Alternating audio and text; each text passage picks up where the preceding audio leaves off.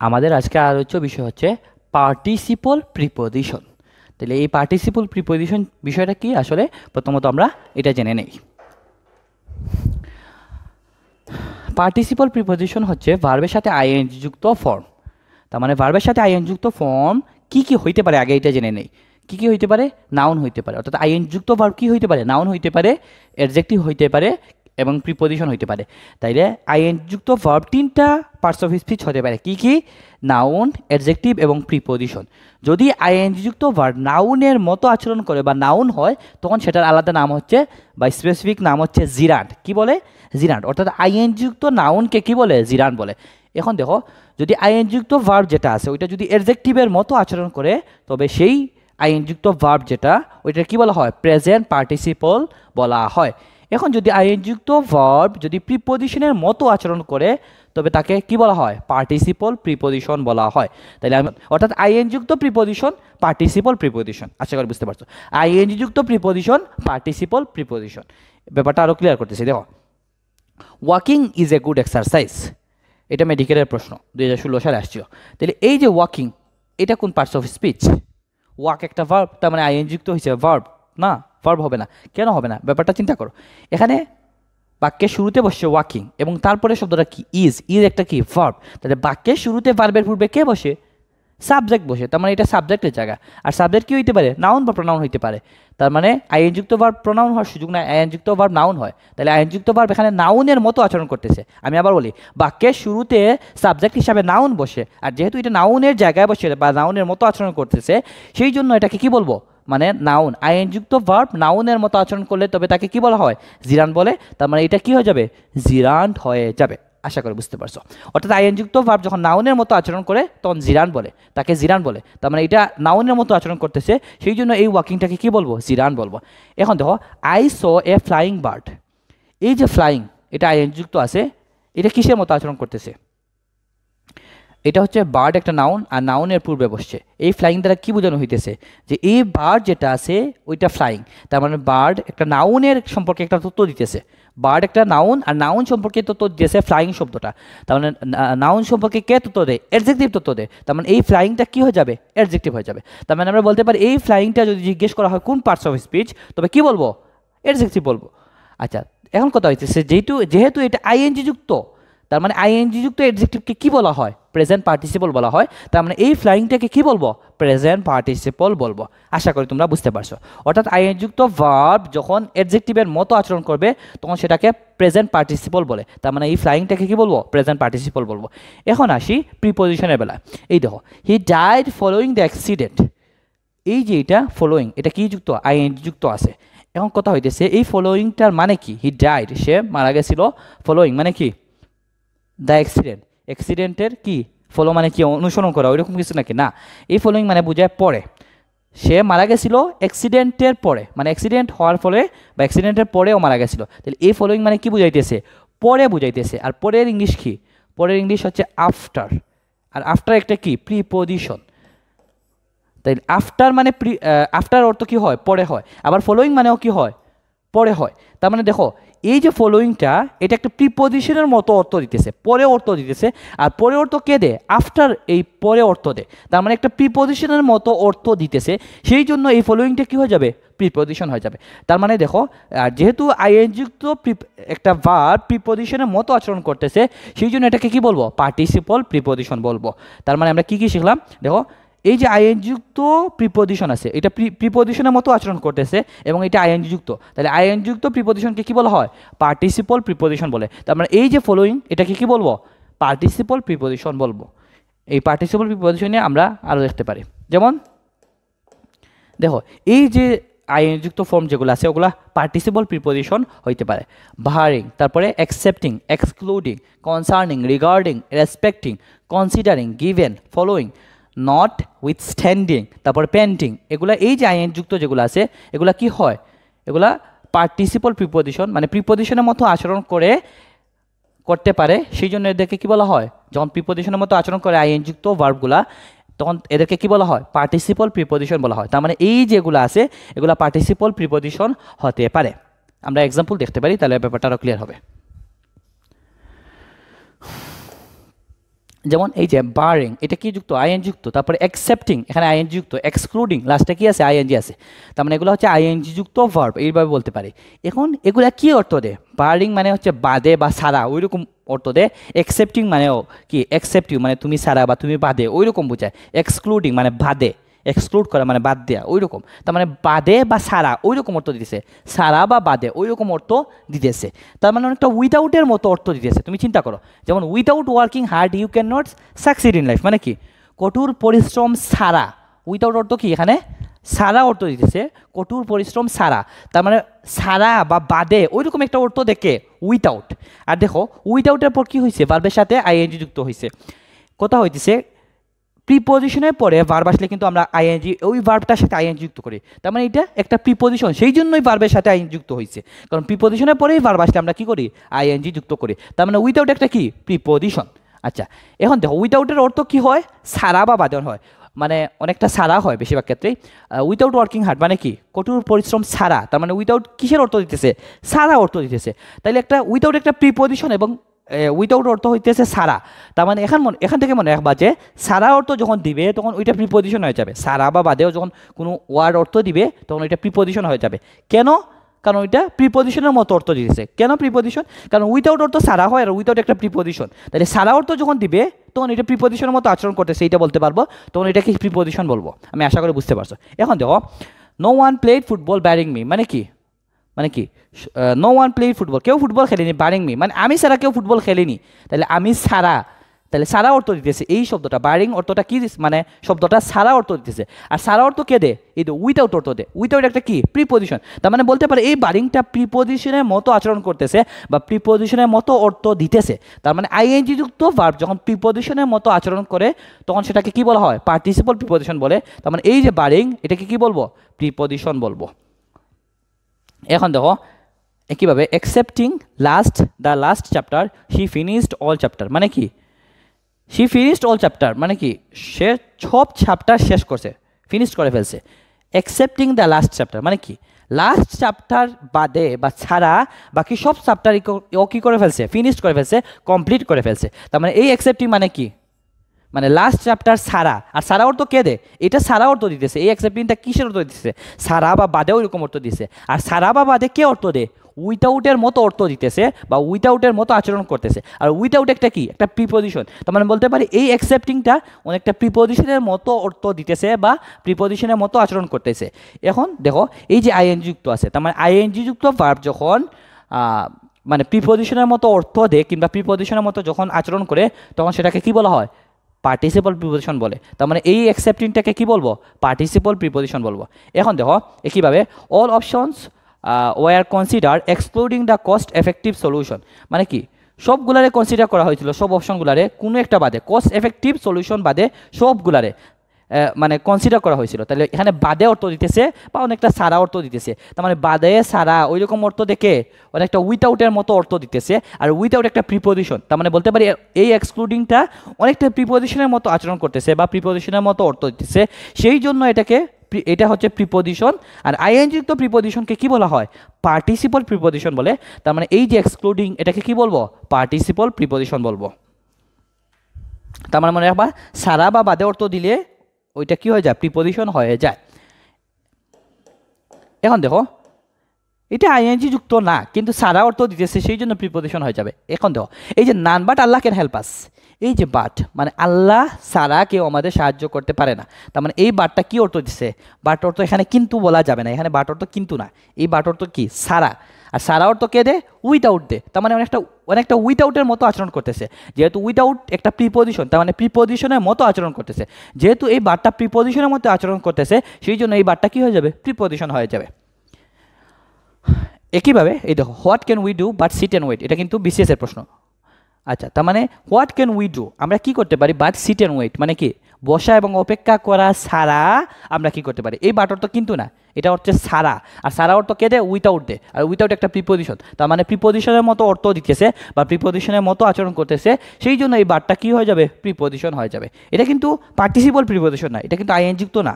যদি আইএনযুক্ত ভার্ব প্রিপোজিশনের মতো আচরণ করে তখন এটাকে পার্টিসিপল প্রিপোজিশন বলে, কিন্তু এটা কিন্তু পার্টিসিপল প্রিপোজিশন না, জাস্ট এটা প্রিপোজিশন হয়ে যায় জাস্ট অর্থগত কারণে, এটা আমি বললাম। এখন দেখো আরও কয়েকটা ওই রকম ভার্বের সাথে আইএনজি যুক্ত ফর্ম আছে যেগুলো কি হয় মানে প্রিপজিশনের মতো আচরণ করে, সেই জন্য এদেরকে কি বলা হয় পার্টিসিপল প্রিপজিশন বলা হয়। যেমন কনসার্নিং, রিগার্ডিং, এগুলা কি কনসার্নিং আর রিগার্ডিং, এগুলো অর্থ কি হয় সম্পর্কে বা ব্যাপারে, ওই রকম অর্থ দেয় এগুলা। রিগার্ডিং, কনসার্নিং, এগুলো কি অর্থ দেয় সম্পর্ক, সম্পর্কে বা ব্যাপারে ওই রকম অর্থ দেয়। আর এইটা সম্পর্কে ব্যাপারে এগুলা কি অ্যাবাউট, মানে অ্যাবাউট অর্থ কি আমরা জানি সম্পর্কে বা ব্যাপারে ওই রকম জানি কি না জানি। তার মানে কনসার্নিং আর রিগার্ডিং কি অর্থ দিতে পারে সম্পর্কে ব্যাপারে ওই রকম অর্থ দেয়, অর্থাৎ অ্যাবাউটের মতো অর্থ দেয়। যেহেতু একটা অ্যাবাউট একটা প্রিপজিশন, কিন্তু তাহলে প্রিপজিশনের মতো অর্থ দেয় এই দুইটা শব্দ, তাইলে সেই জন্য এদেরকে কি বলা হয় মানে প্রিপজিশন বলতে পারি। আর আইএনযুক্ত যেহেতু এগুলা, তার মানে আইএনযুক্ত প্রিপজিশনকে কি বলা হয় পার্টিসিপল প্রিপজিশন বলা হয়। তার মানে এগুলাকে কি বলতে পারবো পার্টিসিপল প্রিপজিশন বলতে পারবো। এখন দেখো I have some question concerning the new project, মানে কি এই যে নিউ প্রজেক্ট যেটা আছে ওইটার ব্যাপারে সম্পর্কে, তাহলে ব্যাপারে সম্পর্কে অনেকটা অ্যাবাউটের মতো অর্থ দিতেছে। তুমি এখানে অ্যাবাউট বসাও তাহলে দেখবা ক্লিয়ার হয়ে যাবে। I have some question about the new project, এটা কি সেন্টেন্সটা ভুল কিনা? না, ভুল না, এটা সঠিক। তার মানে এখানে অ্যাবাউটের মতো অর্থ দিতেছে বা অ্যাবাউটের মতো আচরণ করতেছে। অ্যাবাউট একটা কি প্রিপজিশন, তার মানে প্রিপজিশনের মতো আচরণ করতেছে, সেই জন্য এই কনসার্নিংটা কি হয়ে যাবে প্রিপজিশন হয়ে যাবে। আর যেহেতু আইএনজি যুক্ত, তার মানে আইএনজি যুক্ত প্রিপজিশনকে কি বলা হয় পার্টিসিপল প্রিপজিশন বলে, সেই জন্য এই কনসার্নিংটাকে কি বলবো পার্টিসিপল প্রিপজিশন বলবো। একইভাবে আই নো নাথিং, মানে আমি কিছুই জানি না রিগার্ডিং দিস ম্যাটার, মানে কি এই ম্যাটার সম্পর্কে বা সম্পর্কে, তাহলে সম্পর্কে অর্থ দিতেছে। আর সম্পর্ককে অর্থ দেয় অ্যাবাউট, এখানে অ্যাবাউট বসাও তাহলে দেখবা ঠিক আছে।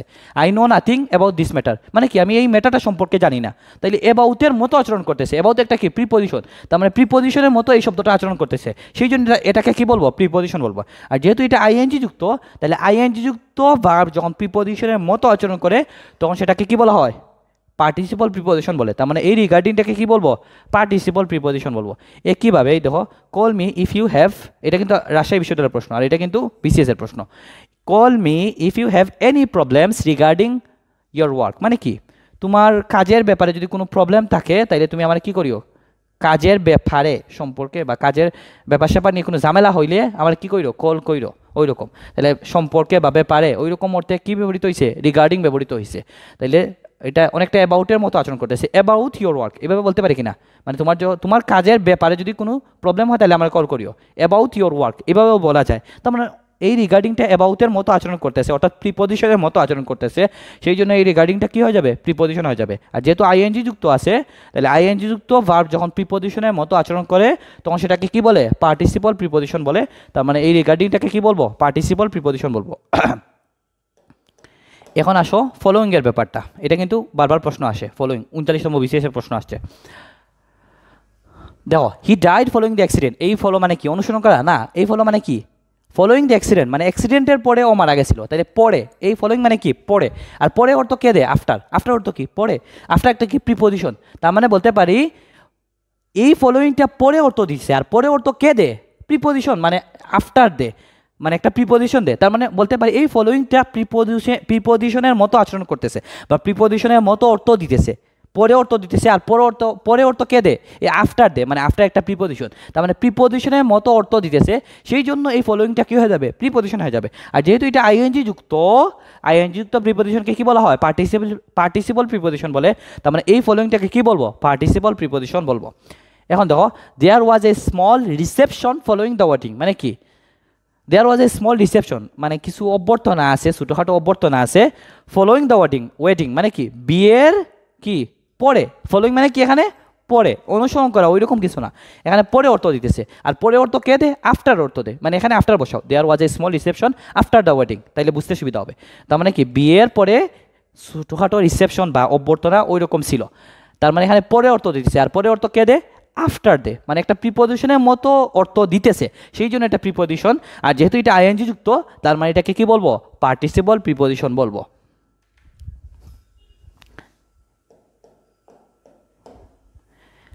এখন দেখো এই যে কনসিডারিং এই শব্দটা, কনসিডারিং শব্দটা কি হইতে পারে পার্টিসিপল প্রিপজিশন হইতে পারে। কিভাবে দেখো considering the quality the price is not high, মানে কি এই কোয়ালিটি বিবেচনায়, কনসিডারিং মানে কি কনসিডারিং দ্য কোয়ালিটি মানে কোয়ালিটি বিবেচনায় the price is not high, মানে কি এটার প্রাইসটা খুব বেশি না। এই কোয়ালিটি চিন্তা করলে বা কোয়ালিটির ব্যাপারটা বিবেচনা করলে ওই প্রাইসটা খুব বেশি কিছু না, ওই রকম বসে। তার মানে এটা কি কনসিডারিং দ্য কোয়ালিটি, মানে কি এই কোয়ালিটি বিবেচনায় বা বিবেচনা করে, ওই রকম বিবেচনায়। আর বিবেচনায় অর্থ কে দে, ইন ভিউ অফ। এখন কথা হইতেছে ইন ভিউ অফ একটা প্রিপোজিশন কিভাবে, কারণ দেখো প্রিপোজিশন দ্বারা শুরু হয়েছে, প্রিপোজিশন দ্বারা শেষ হয়েছে, মনে বা প্রিপোজিশন দ্বারা যারা শুরু হয় এবং প্রিপোজিশন দ্বারা শেষ হয় এগুলাকে প্রিপোজিশনাল ফ্রেজ বলা হয়। কি বলা হয়? প্রিপোজিশনাল ফ্রেজ বলা হয়। আর প্রিপোজিশনাল ফ্রেজ মানেই তো প্রিপোজিশন, ইন ফ্রন্ট অফ। দেখো ইন ফ্রন্ট অফ, ইন একটা প্রিপোজিশন, অফ একটা প্রিপোজিশন। তার মানে প্রিপোজিশন দ্বারা শুরু হয়, প্রিপোজিশন দ্বারা শেষ হয়, এগুলাকে কি বলতে পারি? প্রিপোজিশন বলতে পারি। তার মানে ইন ভিউ অফ যেটা, ওইটা কি বলতে পারি? প্রিপোজিশন বলতে পারি। আর ইন ভিউ অফ অর্থ কি? বিবেচনায়। আমি আবার বলি, দেখো বুঝবা।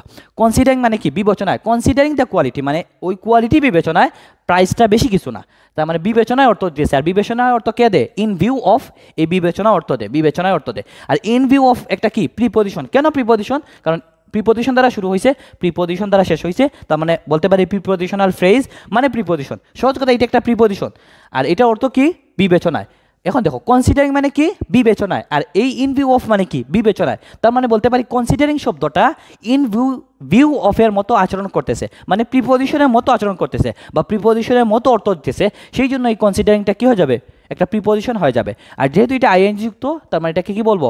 পার্টিসিপল প্রিপোজিশন বলবো। এখন দেখো এই যে গিভেন হার এইজ, এই যে গিভেন, এটা কিন্তু আবার মানে পার্টিসিপল প্রিপোজিশন বলা যাবে না, কারণ এটা কিন্তু আইএনজি যুক্ত নয়।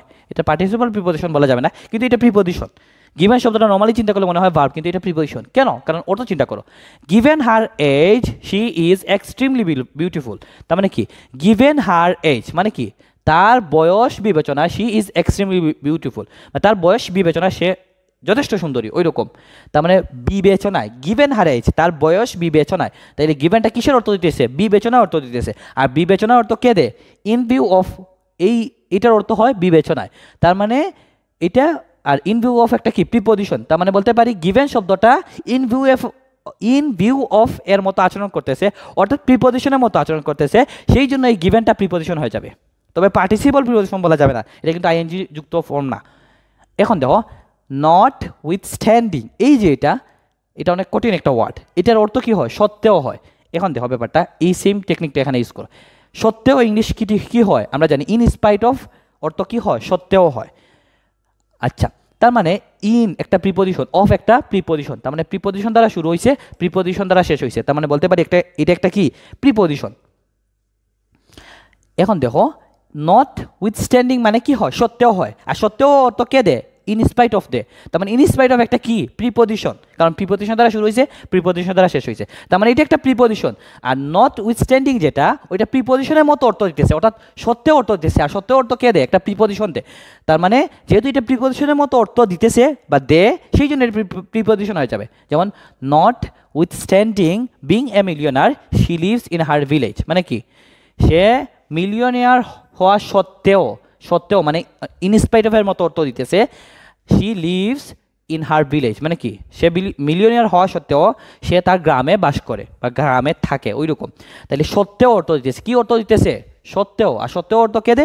In spite of. তার মানে ইনস্পাইট অফ একটা প্রিপোজিশন। তার মানে প্রিপোজিশনের মতো আচরণ করতেছে বা প্রিপোজিশনের মতো অর্থ দিতেছে। সেই জন্য এই নট উইথস্ট্যান্ডিং যেটা আছে, ওইটা কি হয়ে যাবে? প্রিপোজিশন হয়ে যাবে। আর যেহেতু এটা আইএনজি যুক্ত, সেই জন্য এটাকে কি বলবো? পার্টিসিপল প্রিপোজিশন বলবো। তো আশা করি বুঝতে পারতেছো। এই শেষটা তোমাদের দেখো, টিল অর্থ কি? পর্যন্ত। টিল একটা কি? প্রিপোজিশন। টিল একটা কি? প্রিপোজিশন। আর টিল অর্থ কি হয়? পর্যন্ত হয়। এখন তো পেন্ডিং অর্থ কি হয় জানো? পর্যন্ত হয়। পেন্ডিং অর্থ যখন পর্যন্ত হবে, তখন ওইটা কি হয়ে যাবে? প্রিপোজিশন হয়ে যাবে। কেন? কারণ টিলের মতো আচরণ করতেছে। টিল অর্থ কি হয়? টিল একটা প্রিপোজিশন, টিল অর্থ হয় পর্যন্ত। তাই পর্যন্ত অর্থ যেটা দিবে ওইটা কি হয়ে যাবে? প্রিপোজিশন হয়ে যাবে, কারণ প্রিপোজিশনের অর্থ দিতেছে, সেই জন্য প্রিপোজিশন হয়ে যাবে। যেমন he was released on bail pending further inquiries, মানে কি? তাকে রিলিজ করা হয়েছিল মানে বেইলে পেন্ডিং, পর্যন্ত। পেন্ডিং অর্থ পর্যন্ত, ফার্দার ইনকোয়ারিজ অর্থাৎ ফার্দার ইনকোয়ারিজ পর্যন্ত ওরে কি করা হয়েছিল? রিলিজ করা হয়েছিল, ওদের মুক্তি দেওয়া হয়েছিল, ওই রকম।